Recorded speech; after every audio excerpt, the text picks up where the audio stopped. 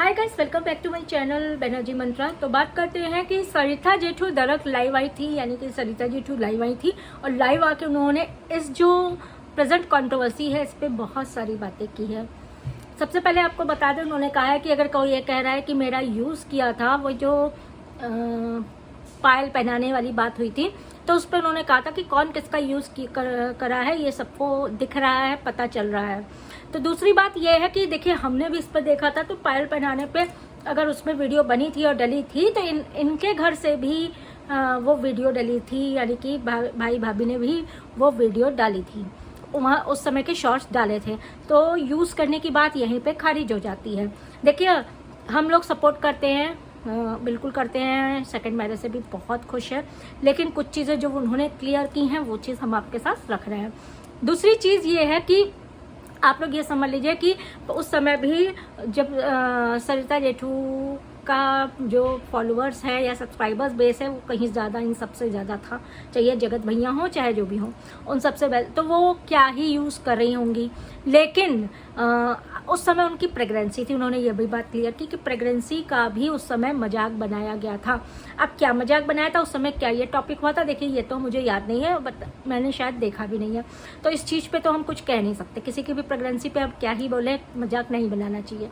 अब वो चीज़ें बनाई गई थी, अब चीज़ें लोगों को क्लियर हो रही हैं। जगत भैया की बात की जाए, जगत भैया जो हैं वो किस तरह के हैं, पहले हम लोग भी बहुत ही अच्छा समझते थे, लेकिन सारी चीज़ें सामने आ रही हैं जगत भैया की। तो वो किस तरह से झूठ बोलते हैं, किस तरह से कंट्रोवर्सी क्रिएट करना चाहते हैं, किस तरह से वो चीज़ें चाहते हैं, उनकी वजह से उनकी वाइफ को इतना कुछ सुनने को मिला है, वरना कौन है। उसके बाद भी वो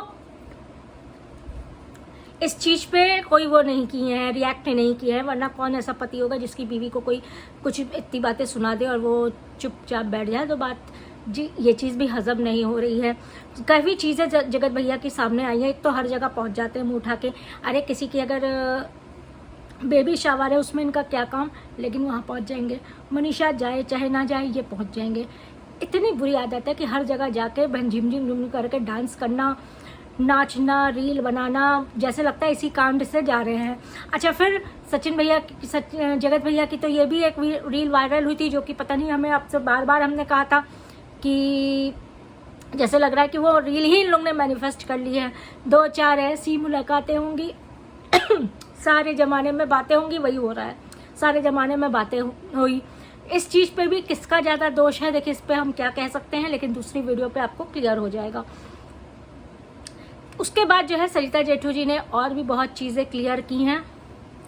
सरिता जी जब ये लाइव आई थी कल, तो उनके आंखों में आंसू भी थे। उन्होंने बहुत कुछ बताया। उन्होंने कहा कि जब मेरे यहाँ फंक्शन था या कुछ भी होता है तो यूट्यूब में सारे व्लॉग साथ में पड़ते हैं, ये नहीं होता है, ये नहीं हमने किया था कि पहले मैं डालूंगी, कोई और नहीं डाल सकता, और व्यूज़ सब में बराबर के आते, एक ही तरह के ब्लॉग सब चैनल पर पड़े थे। तो ये यूट्यूब पर होता ही होता है, तो इस पर यह नहीं कहा जा सकता है कि किसने किसका यूज़ किया है। फिर उन्होंने ये भी कहा कि सबसे पहले मैं थी जो चाहती थी कि फलाने की शादी हो जाए। इशारा आप लोग समझ सकते हैं किसकी तरफ है। वो चीज़ वो बता रही थी कि मैं ही चाहती थी कि शादी हो जाए, लेकिन उसके बाद मुझे ही इस तरह की चीज़ें बोली गई, मेरा ही मजाक बनाया गया, जो कि मुझे बिल्कुल भी अच्छा नहीं लगा। सरिता जी ने ये भी कहा कि जिसको जो कहना हो मेरा नाम लेके कहे और मुझे गलती नाम लेके निकाले कि सरिता ने ये कहा है। वैसे वो कुछ और कुछ इनडायरेक्टली बोलता है तो वो उड़ता तीर अपने ऊपर नहीं लेंगी, क्योंकि वो बहुत ही ज़्यादा इन सब चीज़ों पे झेल चुकी हैं।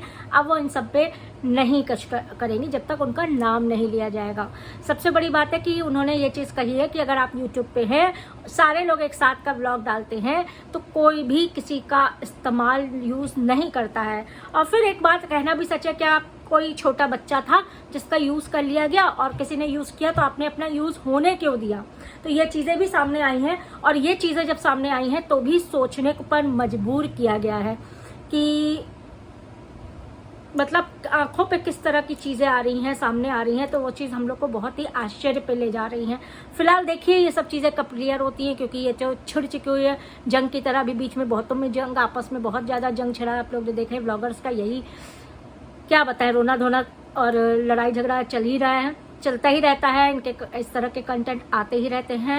एक दूसरे के घर में भी घुसने में कोई मतलब वो नहीं करते गुरेज, और फिर उसके बाद आके बाहर ये सब तमाशे देखने को पड़ते हैं। और उसके बाद जब ये लोग इतने चीज़ें गंदगी कर लेते हैं, उसके बाद ये सोचते हैं कि रिएक्शन वाले कुछ बोले भी ना, ये अपनी मर्जी करते रहें। तो ऐसा तो नहीं होता है। रिएक्शन वाले आवाज़ उठाते हैं और हर गलत के खिलाफ आवाज़ उठाते हैं, सच्चाई सामने लाते हैं।